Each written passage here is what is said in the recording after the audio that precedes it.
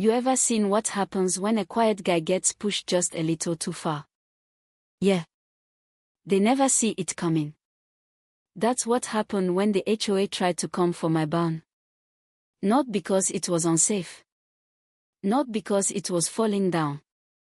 Just because it didn't match their precious aesthetic. The kicker. That barn was older than the entire subdivision. My grandfather built it with his own 2 hands in 1875. And they wanted me to rip it apart over some tin roof. That's when I knew. These people weren't just annoying. They were dangerous. My name's Garrett Cole. I'm 37, retired early from engineering electrical systems, specifically. 3rd generation living on this land in northern Arizona. My dad passed last year, and with him gone, I inherited everything house, barn. And one hell of a secret. One most folks around here don't even know exists. See, back in the 60s, when they were developing this whole stretch of land, my granddad struck a deal. Instead of just letting the county run utilities through our property, he insisted on building and maintaining the electrical and water systems himself. And he kept control. Legal, airtight. In 2019, I even beat the power company in court when they tried to force a modernization. So now, 47 homes in this so-called community. They don't realize their lights, their water, their warm showers. All run through my family's grid. Dad always said, use it only when you've got no other choice. And for years, I didn't. I lived quiet. Mowed my own damn lawn. Kept to myself. But then came Lydia Winslow. She moved in a year ago, into the biggest stucco monstrosity you ever saw. HOA president within 6 months. Ran it like her own kingdom. She didn't like my barn. Said it was an eyesore that detracted from community standards. Served me a formal violation the day I started fixing the roof. Didn't care that it was a historical structure. Didn't care about the county's records. She just saw something old. And wanted it gone. At first, I tried reasoning with her. Told her the history. Told her my dad died right in that house, and I was just trying to preserve what mattered. She smiled like a cat watching a bird hop into a trap. Said, Garrett, it's nothing personal. It's just about property values. Right. Next morning, I found a second violation taped to my front door, this one with a 72-hour compliance demand. Either I submitted to their architectural review board, or they'd fine me 10 grand and initiate legal action. That's when I remembered the control panel. It's hidden behind a false wall in the basement, just like Dad showed me before he passed. Rows of labeled switches, each tied to a specific house. Every drop of water, every watt of power. Routed through our original system. All still mine. So I ran a test. Flipped the switch for Lydia's place. Just hers. Watched as her house went dark, while every other porch light stayed lit. 7 minutes.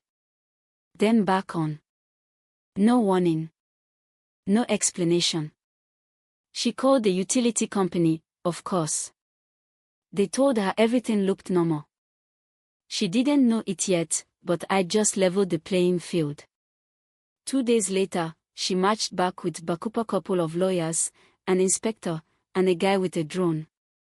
Claimed she had evidence I was violating safety codes. Said if I didn't cease construction immediately, they'd pursue federal infrastructure charges. Real dramatic stuff. I nodded politely. Then shut the door in her face. That night, I called Walt Harper.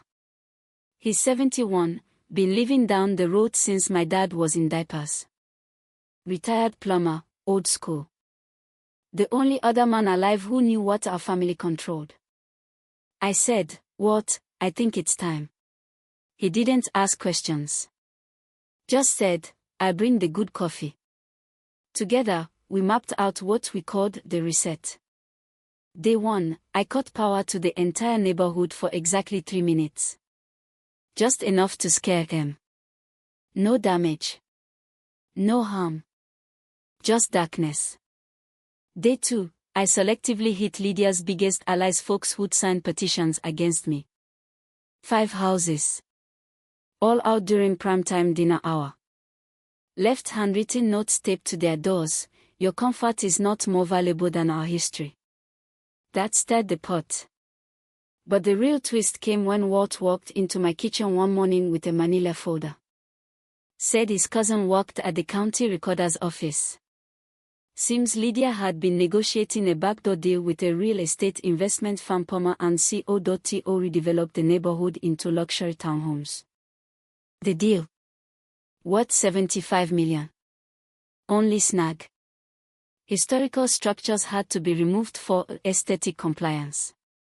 My barn wasn't just in her way. It was the final obstacle before her payday. I was a problem she needed erased. So I made myself impossible to ignore. At 8 p.m. sharp, I live-streamed a message across every smart device still connected to our grid. You want clean aesthetics? Here's clean power. Off. And for the next 12 minutes, the entire community sat in the dark. Except my house. Floodlights blazing. They tried to call police. They showed up, poked around, shrugged, and left. Told Lydia it was a civil issue. That same night, she posted on every local forum accusing me of terrorism, sabotage, psychological warfare. She even went on the news. "We are being held hostage," she cried, standing in front of her marble fountain. Next day, I sent one final message. "Withdraw all claims. Apologize. Or next time, we stay dark." She didn't. But someone else did. Her own HOA treasurer, Tina Monroe, showed up at my place in tears. Said she couldn't take the guilt. Handed me a flash drive: ledgers, bank transfers, voice memos. Turns out, Lydia had funneled $180,000 in HOA dues into offshore accounts. Even paid off the county inspector who red-flagged my barn. I sent that drive to the DA's office. Didn't say a word. Just let it play out. 2 days later, black SUVs rolled up to Lydia's house. FBI. White Collar Crimes Division. She went out screaming about how it was all fake, a conspiracy, how I had manipulated the wires. Nobody listened. Except the news. The barn still stands. Stronger than ever. We held a potluck there last weekend, first time in years the whole neighborhood showed up, no politics, no tension. Just people. Funny, how fast folks remember what matters.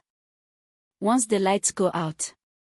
And as for me, I didn't want power.